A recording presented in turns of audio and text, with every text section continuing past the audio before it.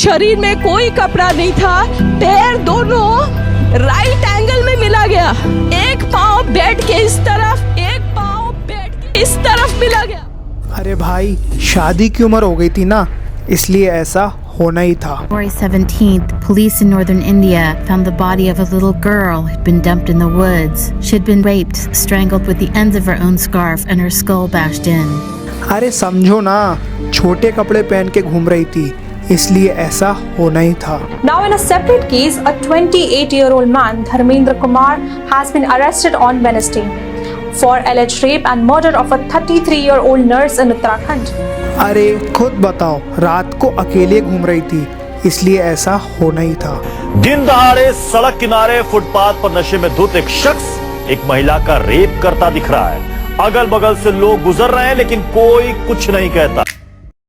जब भी किसी का रेप होता है तो कपड़े, समय और उम्र पे दोष डाल दिया जाता है, लेकिन असली दोषी हम हैं। We as society rape as a problem को इंडिया में एक्नॉलेज नहीं करना चाहते, और मोर ओवर इंडिया में सबकॉन्शियसली कहीं ना कहीं हम लोग एक रेप कल्चर को नॉर्मलाइज करके पनपा रहे हैं। और इस वीडियो में अपन कोलकाता रेप केस की बात नहीं करेंगे, क्योंकि मेरे हिसाब से पर्सनली वापस इस पूरे इंसिडेंट को रिविजिट करना इज हॉरिफिक, और आप लोगों को सोशल मीडिया पे इस इंसिडेंट से रिलेटेड कई सारी वीडियोस मिल जाएगी। और इस सैड इंसिडेंट पे वापस से मैं एक और वीडियो बनाऊं जस्ट डजंट फील राइट। अगर आपको कोलकाता रेप इंसिडेंट समझना है तो ओपन लेटर की जाके पूरी वीडियो देख लेना, आपको पूरा सीन बहुत अच्छे से समझ आ जाएगा। लेकिन इस वीडियो के बाद, क्योंकि इस वीडियो में अपन रेप के रूट कॉज को समझने की कोशिश करेंगे और समझेंगे कैसे पोटेंशियली रेप को इंडिया में कम किया जा सकता है। सील्स एक बहुत भोले से दिखने वाले जानवर होते हैं। अब तुम लोगों को कैसा लगेगा अगर मैं बताऊं कि ये भोले से दिखने वाले जानवर किसी का रेप भी कर सकते हैं? सील्स के बिहेवियर को स्टडी किया गया तो एक रिसर्च में ये बात सामने आई कि जो सील्स को सेक्स नहीं मिल रहा था या फिर दूसरे तगड़े मेल सील्स के खिलाफ कंपेयर नहीं कर पा रहे थे, उन सील्स ने अपने से कई गुना छोटे पेंगुइन का रेप कर दिया।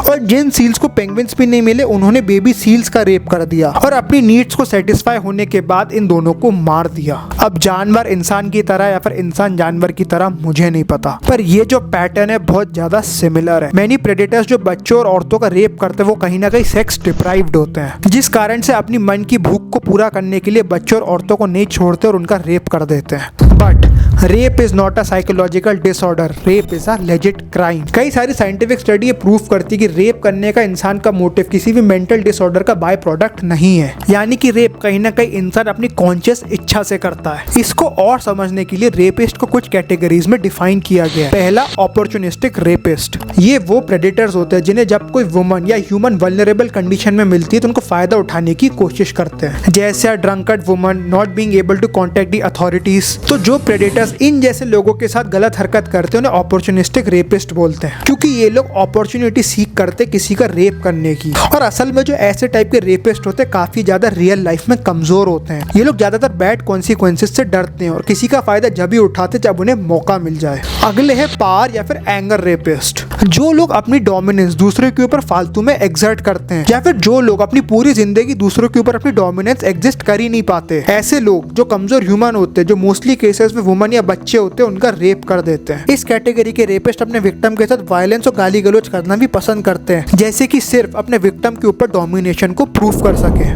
Next is sadist rapist. देखो, सैडिस्ट वो लोग होते हैं जिन्हें दर्द में मजा आने लगता है, और जो ऐसे प्रेडेटर होते हैं वो विक्टिम का रेप तो करते ही साथ उन्हें टॉर्चर करते हैं, उन्हें डिह्यूमनाइज करते हैं, क्योंकि ये कैटेगरी ऑफ प्रेडेटर समझती है pain is pleasure, erotic pleasure. अब ये सारे जितने भी टाइप के रेपिस्ट मैंने तुम्हें बताया वो कहीं ना कहीं हमारे मीडिया के थ्रू आज की डेट में प्रमोट हो रहे हैं। कई घटिया रैपर्स अपने सॉन्ग्स के थ्रू रेप कल्चर को प्रमोट करते हैं और इनके गाने रेप या फिर बिना कंसेंट के किसी लड़की का फायदा उठाने को ग्लोरीफाई कर देते हैं, और यही चीज आगे जाके वल्नरेबल व्यूअर्स के दिमाग में इम्प्रिंट हो जाती है। मूवीज जैसे animal marital rape and violence को नॉर्मलाइज करती है, और पास्ट में ऐसी कई सारी मूवीज देखी गई हैं जो रेप को जस्टिफाई तक कर देती हैं।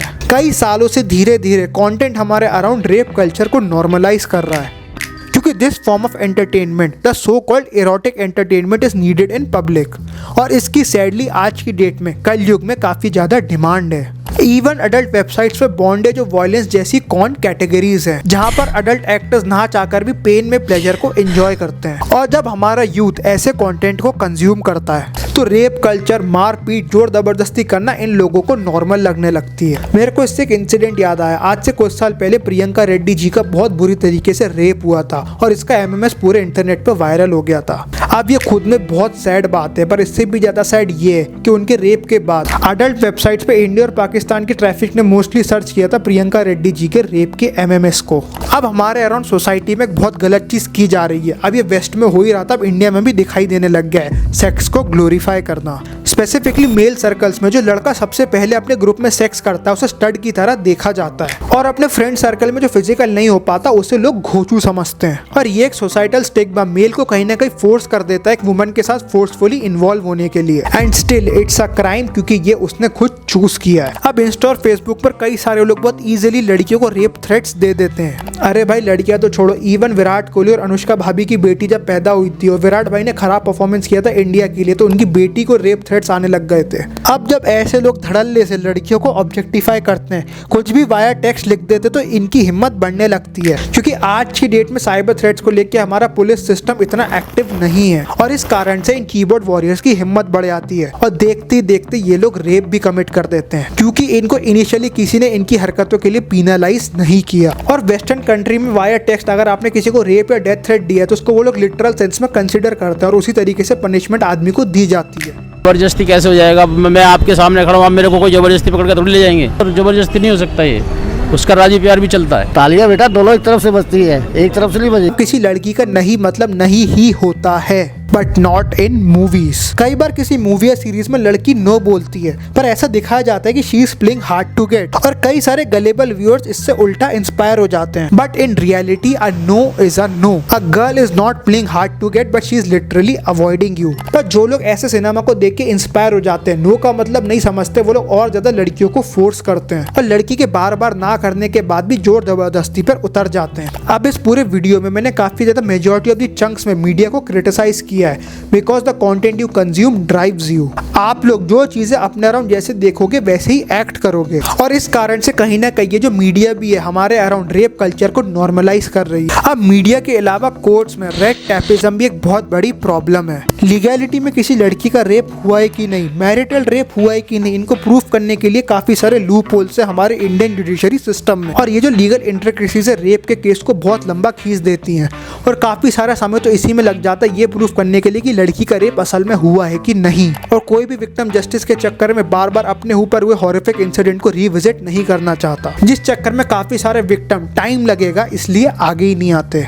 और जब ऐसे विक्टिम आगे नहीं आते, इन जैसे दहशियों की हिम्मत बढ़ जाती है। अगर किसी औरत का रेप हो जाए तो उसकी समाज में इज्जत खत्म हो जाती है। ये एक सड़ी हुई मेंटेलिटी हम लोगों को एलिमिनेट करनी पड़ेगी, और इन रियलिटी जो प्रेडिटर्स हमारी औरतों का रेप करते हैं उनकी इज्जत सोसाइटी में खत्म होती है। कई सारी औरतें, कई सारे बच्चे इसलिए आगे नहीं आते क्योंकि उनकी इज्जत समाज में खराब हो जाएगी, और ये जो समाज की सोच है विक्टिम को ग्लानि फील करवाने की, हम सबको मिलकर खत्म करनी पड़ेगी। एक और स्टेप है जिसको मैं ओपनली सपोर्ट करता हूँ, कैपिटल पनिशमेंट को पब्लिकली देना। अगर सऊदी जैसी कोई इस्लामिक कंट्री में आप ऐसी हरकत करते हो तो पूरे भरे बाजार में आपको जिल्लत उतार के मारा जाता है, और ये चीज इंडिया में करनी पड़ेगी पब्लिक मीडिया में सबके सामने, क्योंकि एंटरटेनमेंट मीडिया तो कहीं ना कहीं रेप कल्चर को नॉर्मलाइज कर रही है। तो क्यों ना इसी मीडिया को यूज करके पब्लिक में पनिशमेंट रेपिस्ट को दी जाए, जैसे लोगों के बीच में डर भी बिठाया जा सके। क्योंकि एक डेटा ये भी कहता है काफी सारे रेपिस्ट और कॉन्विक्ट रिपीट ऑफेंडर्स होते हैं, पर इन सबसे हटके रेप के अगेंस्ट इंडियन कोर्ट्स को भी बहुत बड़े एक्शन लेने पड़ेंगे, पर वो नहीं ले सकता क्योंकि आज की डेट में इंडियन कोर्ट में 4.4 करोड़ केसेस पेंडिंग है।